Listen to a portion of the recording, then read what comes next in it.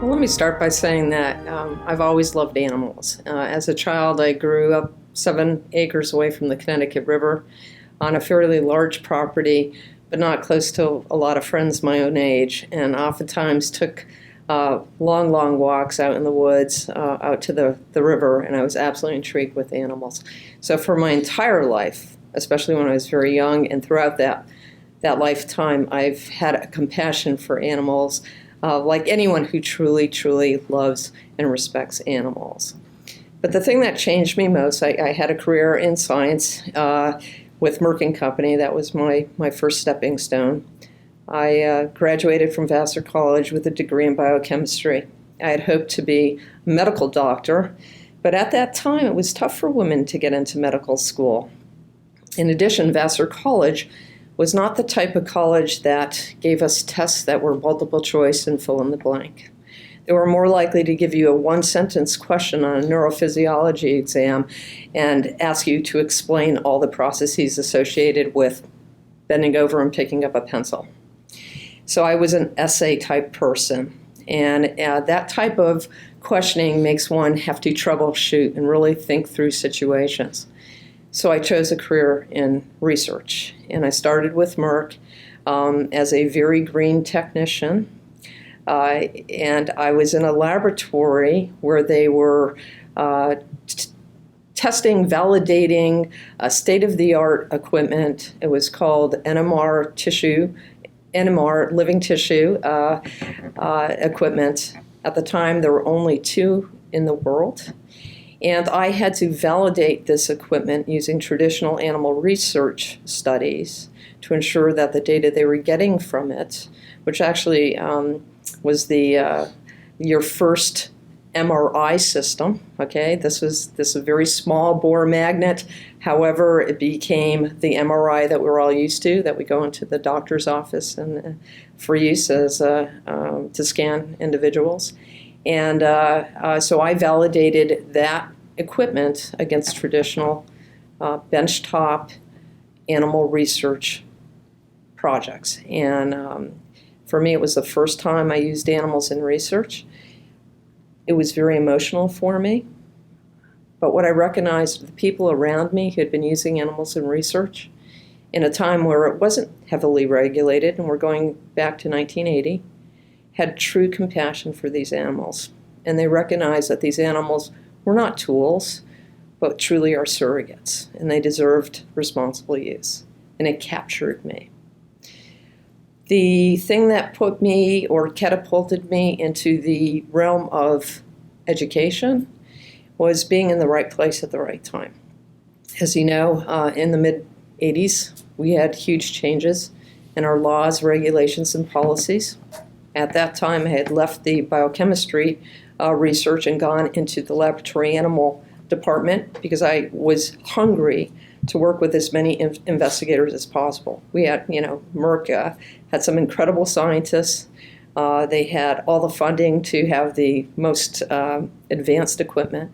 And I found that was an avenue for me to be involved in as much research as possible in a very short period of time. But as the laws and the regulations came on board, I was absolutely intrigued on the impact it would have on our research program. And Merck, too, embraced the importance of these laws and regulations. And so I put forth to Lynn Anderson, who is also very active in this program, that I wanted to help coordinate the Institutional Animal Care and Use Committee at Merck & Company. And she had the foresight to recognize this as a very important role. It was not something that institutions had in place at all at that time. And Merck pushed me forward with I was embraced by the vice president of the company in that capacity, as well as the legal office with Merck. So this was a huge opportunity for me, and they said, go for it, do it, lay it out. So truly was in a position to be a pioneer of an extremely important venue in animal research. Can you just set the time frame, please, for the record? When did you first come to Merck? When did you approach Lynn? When were you authorized to develop this entire new IACUC and the program that surrounded it? So I graduated from college in 1980. As I said, I had a degree in biochemistry. I was a laboratory animal technician. A few months later after graduation, I had actually been recruited by Merck at Vassar. And so I started my life in New Jersey after living in Connecticut my whole entire childhood. And I worked in the living tissue NMR lab for about 4 or 5 years before I moved over to the laboratory animal resources. And so right in the middle of it all, when all the changes, all the watershed events occurred that impacted the way we did research in the United States, I was right in the middle of it. So I'm an outlier. If you've ever read the book, I am definitely an outlier. I was there in perfect time, perfect place, and I was fascinated. And in 1989, Lynn Anderson hired me as a regulatory compliance manager at Merck, and I started my real hard work in helping put that institutional animal care and use committee in place in the context of the new laws and regulations. And in 1993, I left Merck and went to St. Louis, and I began my own consulting career. I did not want to leave the field. I was adamant about staying in it because I realized just how important it was. And so that's when I started working with other pharmaceutical companies.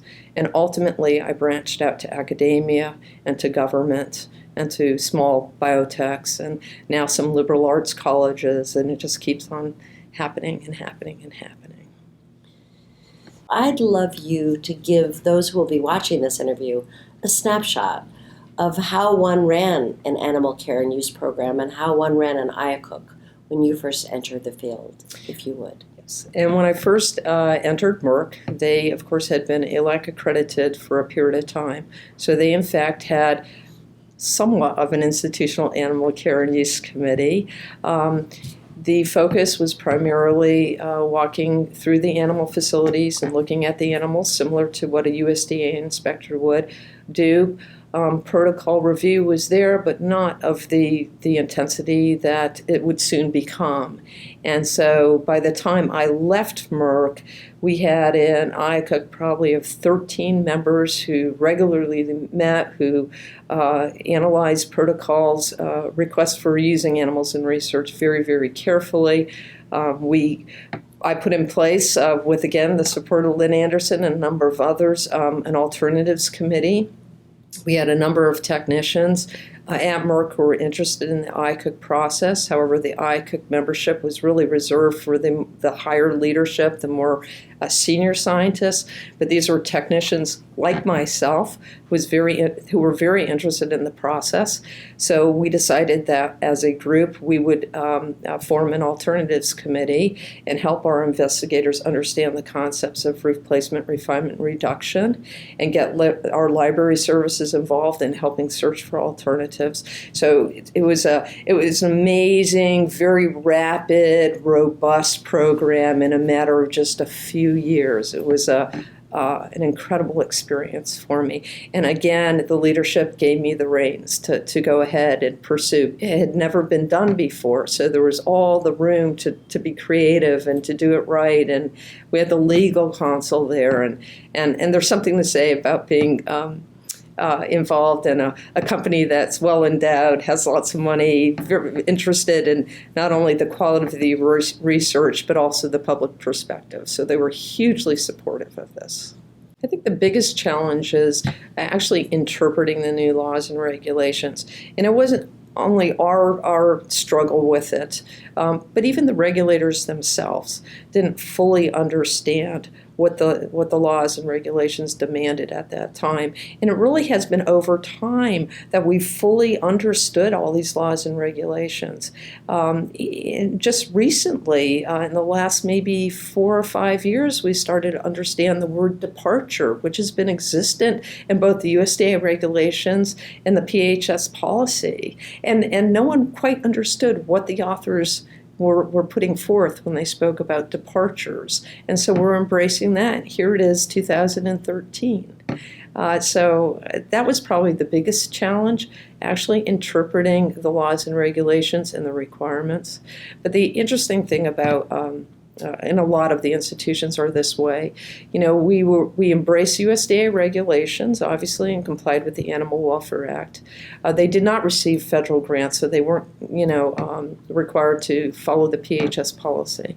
But they embraced the Guide to the Care and Use of Laboratory Animals, which was the gold standard. It reached above all laws, regulations, and policies.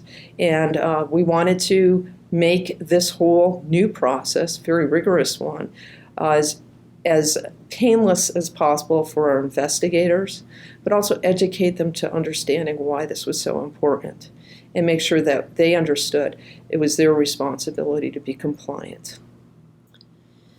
In the early years at primer conferences, and sadly, or at least realistically, continuing till this day, we hear a lot of references to the fact that investigators resent IACUCs, and some of them consider it so much red tape or so many hurdles erected to delay or, in fact, obstruct the research.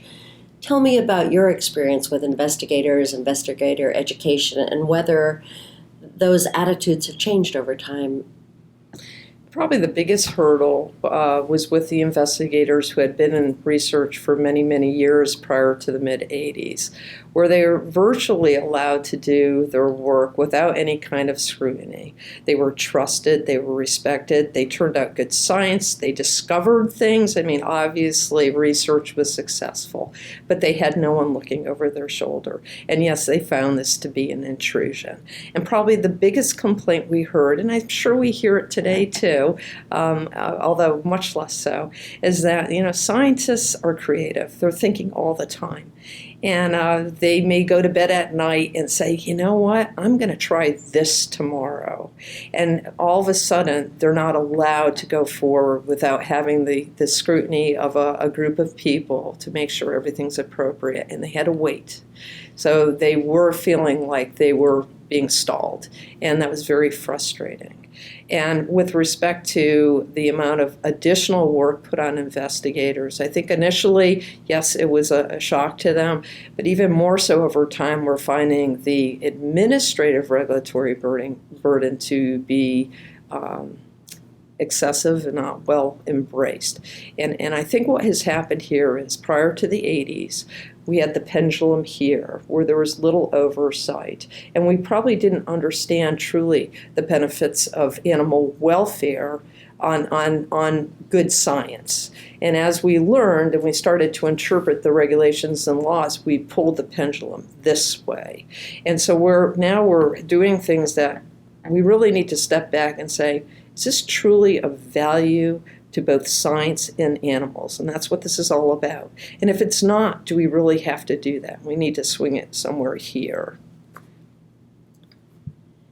And another so-called challenge that we heard about in stereo and loudly and often in the early years of primers meetings in the early 80s and certainly continuing to today is the lack of resources, or at least adequate resources, so that environmental enrichment can be what in an ideal world it would be. Can you tell me about what the environmental enrichment opportunities or available enhancements were when you first began versus what they're like today, and also the recognition of their importance over time? So when I started at Merck, I would say there was very little, if any, but standard, caging, pretty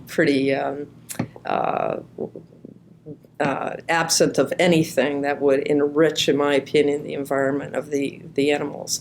However, when the USDA regulations came out and they said that there should be a program for, and they called it psychological enrichment of non-human primates, this was extremely intriguing to me. So I was allowed to work with the Merck machine shop, and I had been a brand new mother at this point, and I recognized the toys that my kids liked best, my young children. And putting primates at that intellectual level, 3-4 years old, 2-3-4 years old, I picked toys that my kids enjoyed most. And I brought them to the machine shop and I said, we need something like this that is extremely durable, that an animal can't bite, can't break, can't hurt themselves. And so they designed prototypes of rattles and things, and we tried and introduced these to the primates. We videotaped them to see them, how they reacted to them. And we also started introducing, oftentimes in research, we have to restrain non-human primates in chairs. And we discovered how important it was to give them treats like marshmallows and raisins and everything. There was one study where we were testing a drug, and we had some concerns that it caused tachycardia, which is an increase in heart rate, which would not allow it to go forward. It was a side effect we wouldn't want to go forward with the drug. And so I had 2 female monkeys that I had to get used to. Acclimate them to the restraint chairs so that and an injection so that later on we could actually test them to see if in fact we're getting this increased heart rate. So if they're not happy, we're going to get increased heart rate anyway. So for about 2 weeks, we chaired these monkeys for about 3 hours every day. And I sat with them, and all of us, I'd say by day 3, would all fall asleep together. And it was great. It was awesome. And I'd give them their treats. And they actually started welcoming me into the room, saying, okay, can we get in our chairs and have our raisins? And I would give them a saline injection, and they got used to that, and we were monitoring their heart rate this entire time. And then when it came to test the drug to see if it was in fact causing increased heart rate, they were all set to go. They were calm as can be, and we got the information we needed.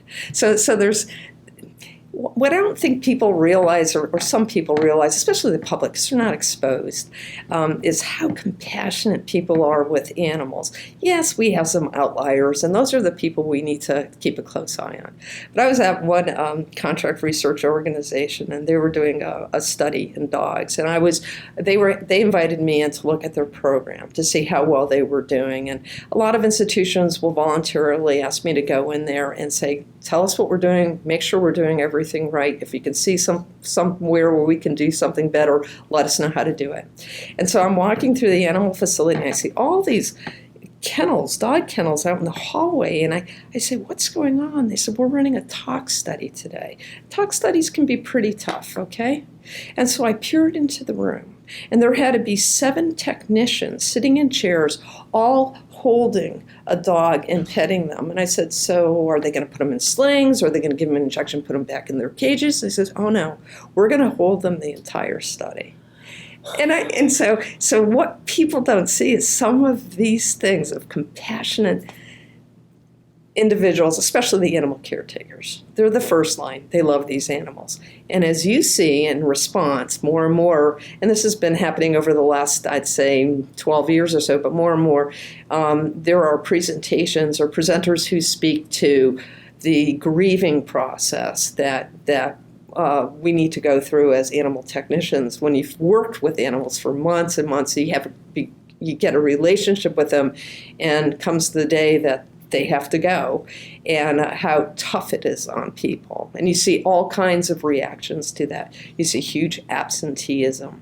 You see depression. You see people who can't get motivated, days after work. And so there are actually people who help these individuals cope with that endpoint that is often very necessary in research. Can you just say a little bit more about how people, be they psychologists or specific individuals with grief counseling skills, can help the lab animal staff cope? Because this human-animal bond you described is so essential to humane care and use, and yet you do suffer, as you very poignantly described, when an animal is euthanized. Yes. So what are some of the strategies you've seen? I'd really love to hear those and make sure those are reflected and represented in our repository.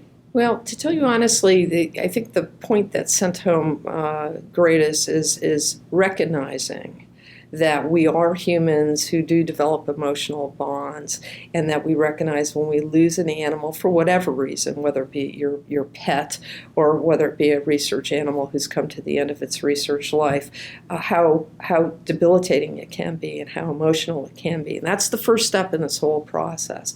And then they personally, what they do is they basically work them through no differently than if you lost a loved one.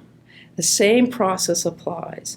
And some companies out there I've seen have allowed the animal care technicians actually put a garden up in honor of the animals that have gone in their research programs, a sculpture to the animals that have been used at their company. So there's becoming greater recognition of how important these animals are, not just to science and research and advancement, but to the people who have been working with them all these times.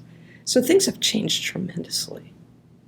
And if I'm not mistaken, Merck has been a leader in that. I recall someone speaking at one conference talking about a plaque that Merck had erected to the research animals, and I believe a day each year that they devote to the research animals and express gratitude, however. Express gratitude, exactly. Well, and I believe it is Wyeth, and I hope I'm not mistaken with this, who actually has a bronze of a horse who was used in vaccine research.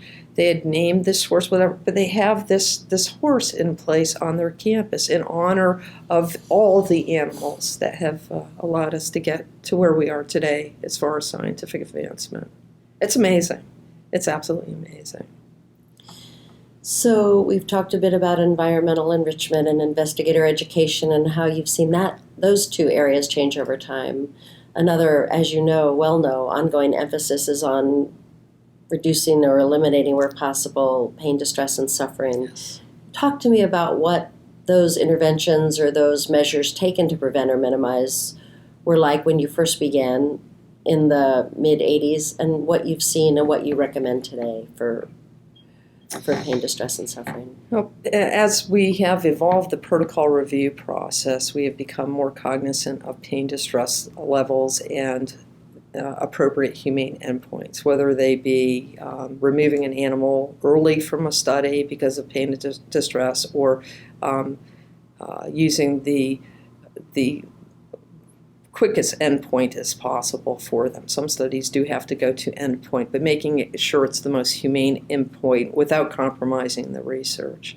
I'm not sure if you were at the lecture today, but Lynn Anderson and a number of other people spoke to harm-benefit analysis, and this is becoming a much bigger issue, and basically weighing the potential outcomes, good outcomes for new knowledge or new drug, whatever it might be, against the potential for pain and distress. And we need to, as a institutional animal care and use committee, or as an entire nation, look at this and determine whether the research being proposed really warrants the cost to the animals. And we're seeing that more and more today. And that might take all kinds of forms in terms of ensuring appropriate anesthetics and analgesics, if they are at all possible to use. Constant oversight, communication of outcomes with the IACUC from the PI, veterinary oversight. A lot more is done to evaluate the health and well-being of animals in research than ever before. And if an animal, if they can't relieve the pain and distress, that's the signal to euthanize the animal at that point. Mary Lou, you spoke earlier about your move from industry to a private consultancy practice, and you referred to the kinds of clients you have, which range from biotechs to small colleges to large universities to hospitals to a host of other research settings. Would you be willing to try to cite one or two of the major issues or challenges in each of these different settings? Because I know they're different. Okay. So as you like it, structure it as you will, but I'd like to hear the differences among the different sites and settings that you visit and that you assist. Well, probably the one that's most outstanding to me is working with the Veterans Administration. I believe across the United States, approximately 64 VA hospitals also do animal research. All of these are targeted, all this research is targeted towards the veteran. But even though it is targeted towards the veteran, you and I will also probably benefit from the research gains there. What the VA does not have that a Merck would have, that a Harvard would have, that a university would have, is the oversight from our federal institutions, USDA in particular. Being that the VA is a federal institution, it does not get inspected by the USDA on an annual basis like other USDA regulated institutions would. And therefore, they report noncompliance and issues up through their own federal leadership. As a consequence, there's a concern that, well, maybe federal agencies aren't following the Animal Welfare Act and the USDA regulations, which they otherwise must do. Even though they're not being inspected by the USDA, they're still obligated to comply with the laws and regulations. And I have to say that very admirably, Dr. Michael Fallon, who is the CVMO for the VA, invited me to come in, and I actually believe I visited something like 28 VAs, because he wanted independent perspective to ensure that the VA was in fact complying with the laws and regulations as they're obligated to do, but without any input from federal regulators, because they're not allowed to go in there and they have no authority in another federal institution, and public wouldn't believe what came out of it anyway, and so here's a situation where a federal institution reached out to me and to give them input as an independent on the quality of their program, because they don't get the oversight that they normally would. And that another institution would normally get. So that's a huge outlier in terms of how they conduct their business. I think probably with respect to pharmaceutical companies, they're, like I said before, they're well endowed. They're very concerned about the quality of their research. They're concerned about animal welfare, and they're very concerned about the public perspective. So they have the resources and the incentive to make sure they're doing everything right. So, however, I've been invited to a number of those institutions or companies as well to give feedback about their program. Probably the institutions that have the most difficulty are on opposite ends of the spectrum. And that is the very small institution versus the huge decentralized institution. And they're up against different problems. I just had a workshop earlier today in the Primer Conference where we spoke to the challenges of the small institution and how difficult it is to, because they have smaller resources, smaller human resources, to put a program together in place that meets the laws and regulations. For example, small institutions receiving federal grants have to have 5 IACUC members, and they don't sometimes even have 5 IACUC members in-house to do that, and if they do, they often have conflict of interest, because typically you have 1 or 2 scientists who are proposing protocols. Well, they can't vote on those protocols, and so they have to reach out to the outside to pull in people to make sure they're duly constituted as an IACUC. So that's the small institution. Then you have the huge decentralized institution where they may have 1 or 2 core animal facilities, but a lot of research going on in smaller areas. Either investigators bringing animals to laboratories because there's specialized equipment that can't be housed in the core facilities. And their job is huge. I mean, some of these institutions have upwards of 1,000 to 1,500 protocols that have to be reviewed and approved and monitored, day in and day out. And so they're up against huge challenges in terms of human resources and getting out into the laboratories where there isn't constant veterinary oversight, where there isn't constant animal care oversight.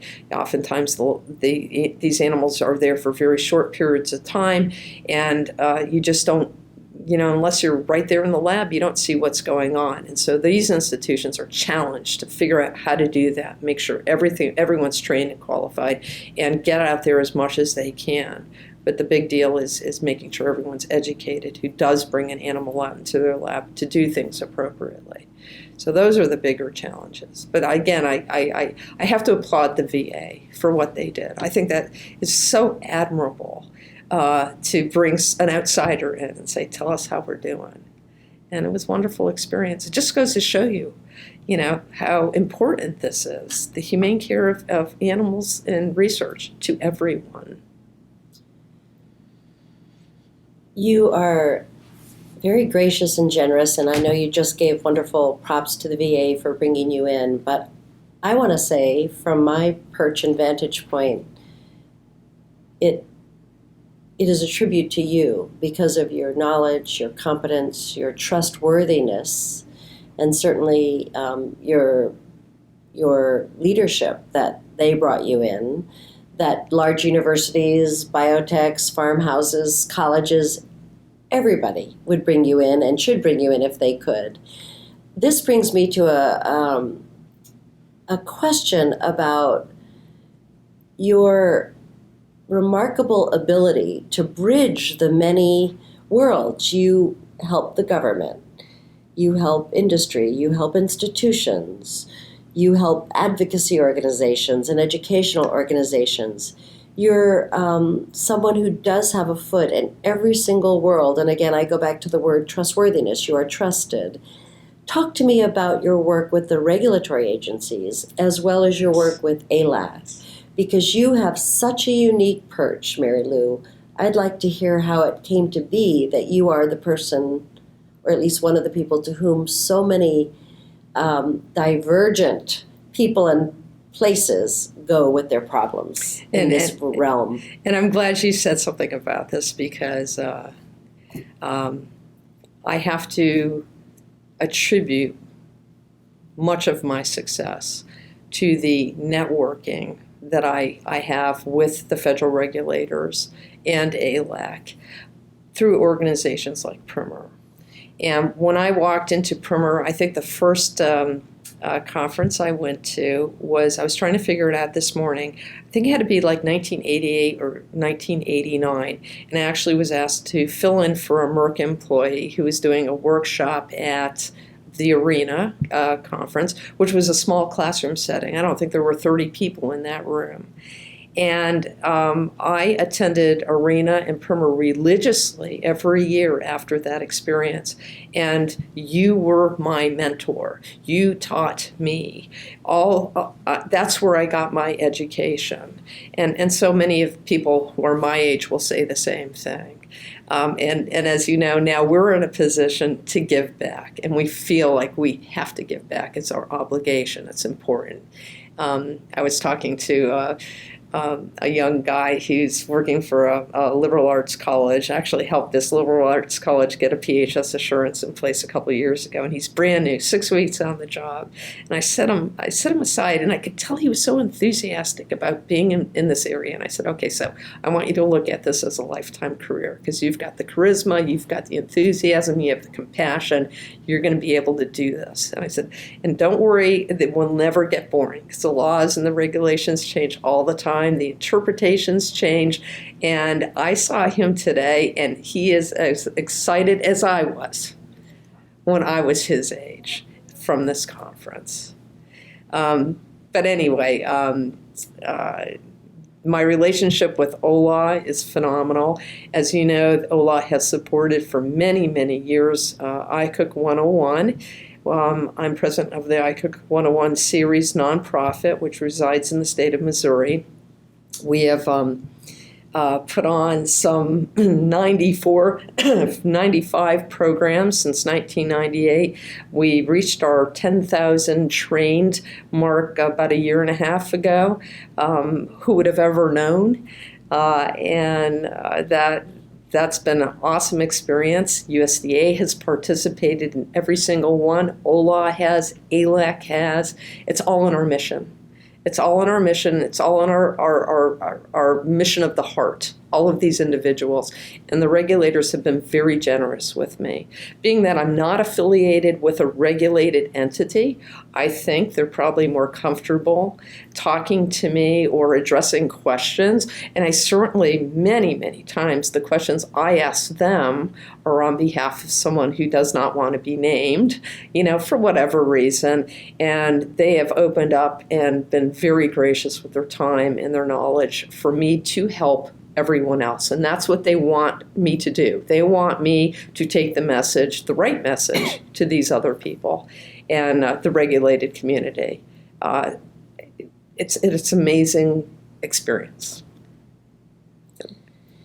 You are a trusted broker, Mary Lou, and you've earned it. So before we move on to the educational hat you wear and wear so well, I would like to ask about some accomplishments, achievements, the things of which you're most proud in your more day job part of your career before we get to IACUC 101 and the teaching and organizational work you so generously do. Talk to me about some of the innovations, best practices, and other points of pride that you've had in your career. Be immodest. This is a time in which I'm asking you to crow. Blow your own horn, please. So I'm going to start off by saying that most people probably know me for my role in IACUC 101. I've been the administrator for that program forever.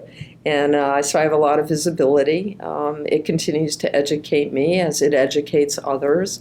However, that as much as I love IACUC 101, that is not my first love.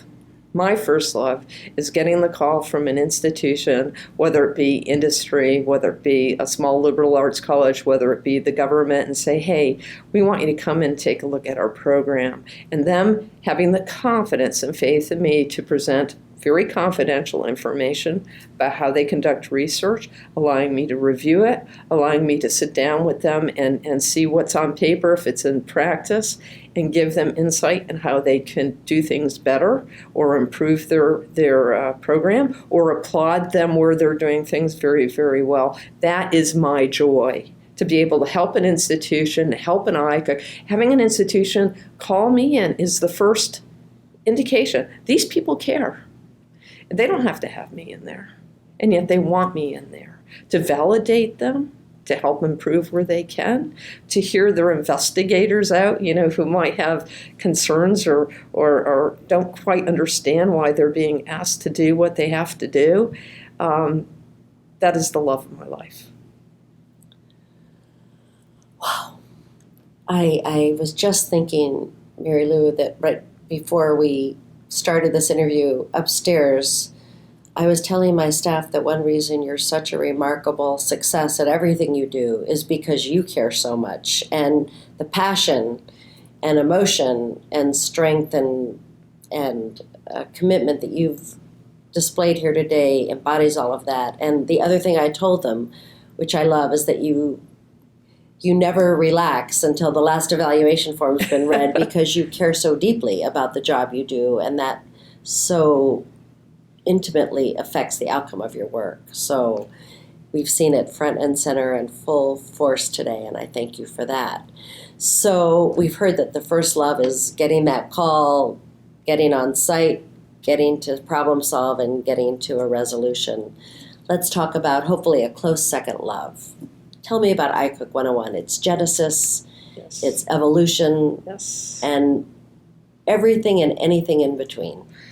So the genesis of IACUC 101, actually, I believe Monty Matthews and some other individual were leaving in a taxi to the airport in San Diego after a primer conference and talked about the concept of an IACUC training for beginners.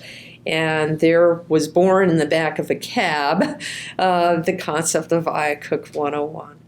Now, the M's, Molly Green and Marky Pitts, were interested in this as well, and they they put me and Monty together, who had actually happened to meet for the first time at that same conference.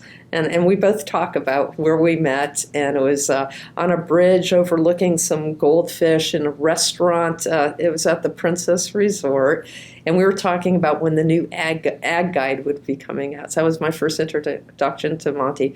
But Molly and Marky put us together and said, do it. Make this program, create it. So he's thinking an entire year and a half, a year and 9 months, when in reality they had in mind the next primer course. And in fact, we were able to pull this off. We did use regulators to give modules, which we have shied away from in the future courses, using them as an expert panel to respond to questions and scenarios. We did a half-day program at Primer, so this is where we were born, which is always exciting to me. Half-day program with, we're talking shoestring in terms of materials and stuff folders and pinning IACUC numbers on tablecloths and hearing a jackhammer at the hotel next door interrupting the program, and $40 registration, which is unheard of. I mean, incredibly great. And feedback from an audience, we need to continue. And we continued, and you embraced us. And we continued on. That's where we were born. And it has become a full-blown program that is debuted maybe 3 to 4 times a year. It has the support of Office of Laboratory and Animal Welfare. Nelson Garnett saw our second or third program and said, this isn't our mission too. We are supposed to educate the regulated community. Can we partner? Can we help by giving monies to help reduce registration fees? We had a core faculty who, in my opinion, are some of the most expert in this field, and they're the finest of orators, and we've kept on as a family. Truly, we've been together for a long, long time, and I'm going to toot their horns. They are the best in the United States. There's no question. And what makes 101 so successful and so effective is because we have these various personalities who have various experiences in various institutions, all different. They all have a different delivery style. They all have a different message in the context of their program topic, and they keep the audience entertained. Laws and regulations can be very dry and boring. There is nothing dry and boring about IACUC 101. And even though you're not pinning numbers on table skirts anymore, you are packing the displays up afterward. I offered to help you yesterday, so I can vouch for that, because you very politely but very clearly said, no, it's kind of like a puzzle. Everything has to go in a specific place. So 15 years later, 10,000 educated individuals later, you are still doing everything from soup to nuts, yes, with an outstanding team to help in the middle. Yes. So one thing I'm always curious about, and no one better to ask, is you've done an extraordinary job teaching not just the basics, but you've really communicated the essentials of ethical behavior. And teaching ethics is tough because some people feel you either learn it at your parents' knee, or from your kindergarten teacher, don't lie, don't cheat, don't steal, share, don't bully anyone on the playground, or you don't learn it at all. So I'm curious as to how you've approached the ethical aspects of this curriculum in addition to the regulatory and administrative and best practices aspects of the curriculum. Well, there are 2 presenters in IACUC 101, Ernie Prentice and Joe Blitsky both, and even Monty Matthews, we'll say 3, who address the ethics of using animals in research. And the bottom line is when we see vermin in the streets, running out of sewers and moles digging up tunnels in our yard, whatever it may be, squirrels getting into our attics, they're different. Now we can be compassionate about them, but when they're on our territory like that, when they're not supposed to be, they have different value to humans. When an animal is brought into a research environment, and we have put them there, our choice. They may never have been born, except that we needed them for research. They take on a different value. They become our surrogates. And right there, we are responsible at that point to ensure their humane well-being. And I think people understand more and more that we need to do everything to protect that animal because it is giving, not because it's consented, but because we're basically putting them in the position to give to us. And I think, do I teach that myself? Maybe more from the way I act than what I verbally deliver. When I go into a program, we talk about protocols, and there's some tough research out there. Some of it's controversial. Some of it may be pain research, where you would compromise the research to give pain-relieving agents to the animal. Those are tough protocols. And we talk about, okay, how hard did we look at alternatives? How involved was the veterinarian? What are the endpoints? What are we doing to make the animal's life as comfortable as possible during what may be not a very comfortable time for that animal? Who's communicating to whom about the condition of that animal? Are we looking at the research short term and saying, are we gaining any knowledge? Is it worthwhile going forward? All those things come out in program evaluations that I do with my clients. So one of the very first research protocols that I was involved in the review of as a coordinator, I wasn't a voting member on the IACUC, but this again was at Merck, involved a drug that eventually was approved for human use, and it was for congestive heart failure. And one of the models that was used at this point in the research, where it showed pretty strong potential and appeared to be efficacious, had to go into dogs that had congestive heart failure, which was induced congestive heart failure. And the way they evaluated whether the drug was effective or not is they proposed to put the animals on treadmills and walk them, to give them some exercise. And I remember the IACUC saying, we really need to think about this. Here are dogs in congestive heart failure, and we're testing a drug to see if, in fact, it's efficacious. What if it doesn't work? What is going to happen to these dogs? And how carefully that IACUC teased it out to make sure that the periods of testing, at least initially, were short, so we had an understanding of where, how long we could push these dogs, where we should stop, could we get the information quickly. And so yes, that was my first real experience with what would be considered a controversial study. It's a tough model. And to put an animal on a treadmill, to exercise them when they have congestive heart failure, that's a tough call. But as it turns out, that drug is approved and used today not only in humans, but in dogs. And it's just an amazing story.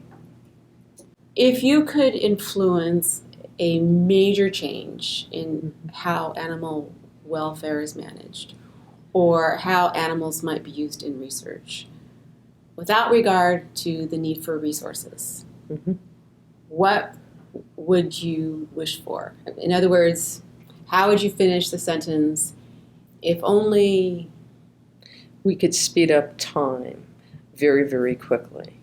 Like science, the